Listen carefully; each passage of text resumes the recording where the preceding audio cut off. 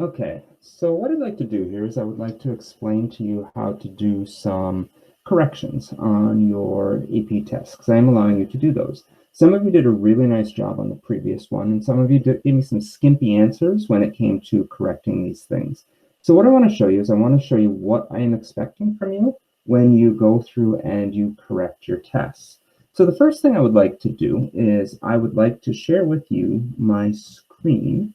So let me present my screen. We're going to go through a couple of problems, and we're going to see how I would like you to answer some of these and correct some of these. So here's the first one. The first one is like a true and false sort of thing. Anytime you have a true and false question, what I would like you to do is I would like you to go through and explain why each one of them is either true or explain why each one of them is false in order to get the answer. So I don't just want you on this one, for example, telling me E is the right answer and explaining why. I want you to start trying to go through and explaining why the other ones are also either true or false. So let's take a look at this question. So it says for x greater than or equal to 0, the horizontal line y equals 2 is an asymptote for the graph of the function f. Which of the following statements must be true? So here's the first thing you got to realize about this. The first thing is I'm going to highlight a couple things. All it's talking about is it's talking about this region that is above 0. Now notice, it's not telling us anything about below. It doesn't mean there isn't stuff happening, but it just means it's just discussing the thing that goes above 0. It also tells us above 0, we have a horizontal asymptote right here at y equals 2. Okay? So this is our horizontal asymptote that goes there. Now you have to think about everything you know about horizontal asymptotes, especially from pre-calculus. So first of all, if we are talking about a horizontal asymptote, let's talk about why this one, because it wants to know which of the following statements is true. So it says that means this one is false. So you need to explain to me why this one is false. Now, it can be verbal, it can be some mathematical explanation, it can be visual, but the big thing here is f of 0 equals 2. Well, if it's an asymptote, and this is where we're talking about, you have to think about this. The graph is going to come from this area, and it's not going to cross 2.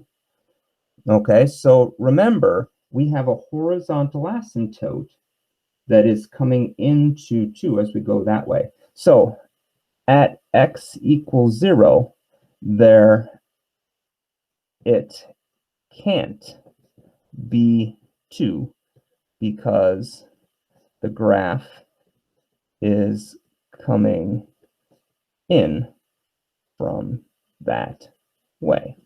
Okay? So give me some sort of explanation as to why that one is false. The next one is also false.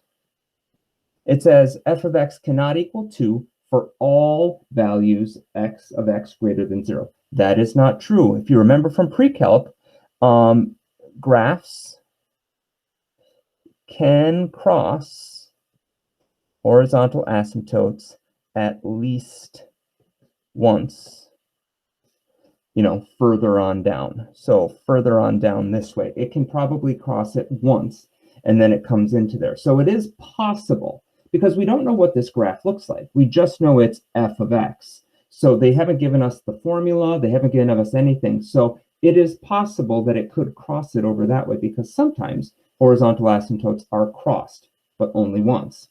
Now, the next one, f of 2, is undefined. Okay? Well, that is not true. What that is saying is f of 2, it doesn't exist. Well, if we go to our graph, it is very possible that there is going to be some sort of dot, okay, at that point, okay? If it's a function, we're probably going to have some sort of thing. It is possible that that's going to be there. It's not going to be true all the time. So you have to assume then it is false, okay? This next one is false. So let's again put that this one is false.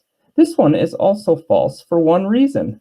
This is the definition of a vertical asymptote. And we clearly do not have a vertical asymptote. It is very possible there could be a vertical asymptote at 2. Okay, so this one is false, but this is the definition of vertical asymptote. Now, why is this true? This one is true because this is how a horizontal asymptote is defined. Okay, so every single time when you look at a problem, if it is the definition of something that you're defining there, it is going to be the one that's true. So this is the definition of a horizontal asymptote. All the other ones do have the possibility of being false for some reason or another.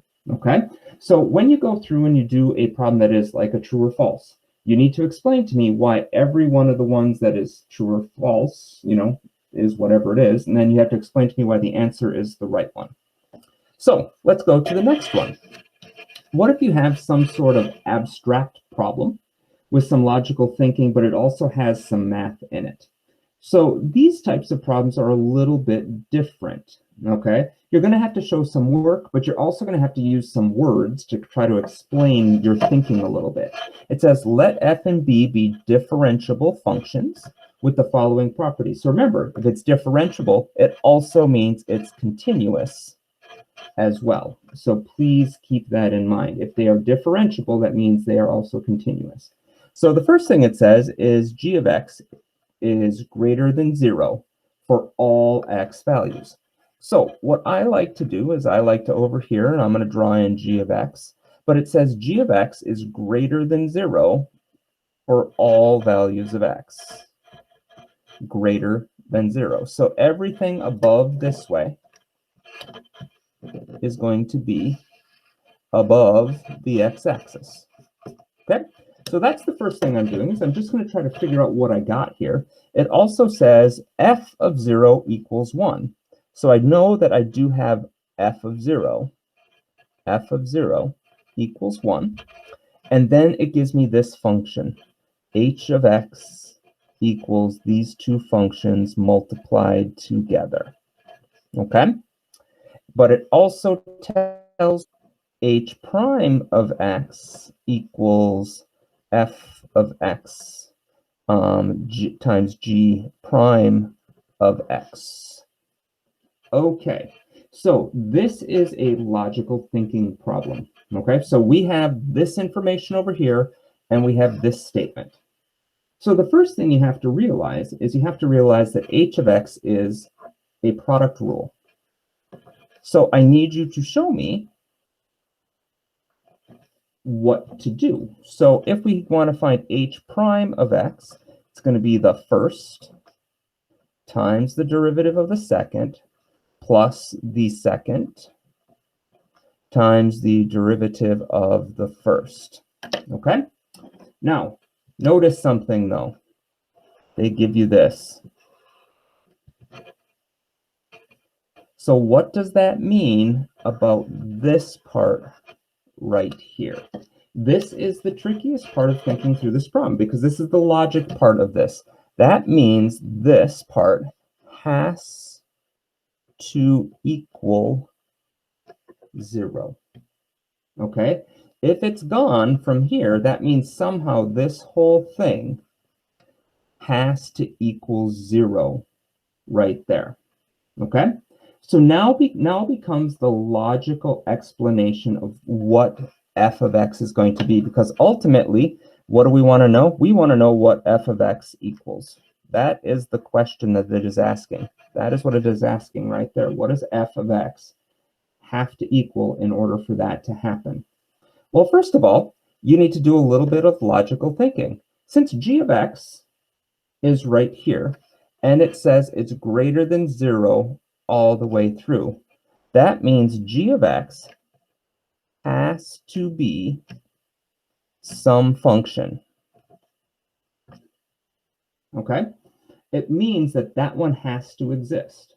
It has to be some function that exists there. Well, if this is going to equal 0, that means then f prime of x has to equal 0. Well, what's the only way that f prime of x can equal 0? So if g of x has to be some function and f prime of x has to equal 0, then that means f of x is a constant. Because the only way for f prime of x to be 0 is it has to be a constant. So then f of x is a constant. So since f of 0 equals 1, that means f of x has to equal 1. It has to equal that constant. And that is why E is the answer. So notice with this one, it's a little bit different because you're using a bunch of information and then you're trying to explain what's going on. But I have to use a combination of some formulas, some thinking, and I need to make sure that I note what I'm thinking, and then I have to use some words to help to define how this is going to work. Notice I use like if-then statements. Well, if this is true and this is true, then this is what has to happen. Okay, these ones are a little trickier to try to go through and figure out, but you're going to have to start trying to figure them out. And if you want to get any points on these, you have to explain the logic behind it. Okay.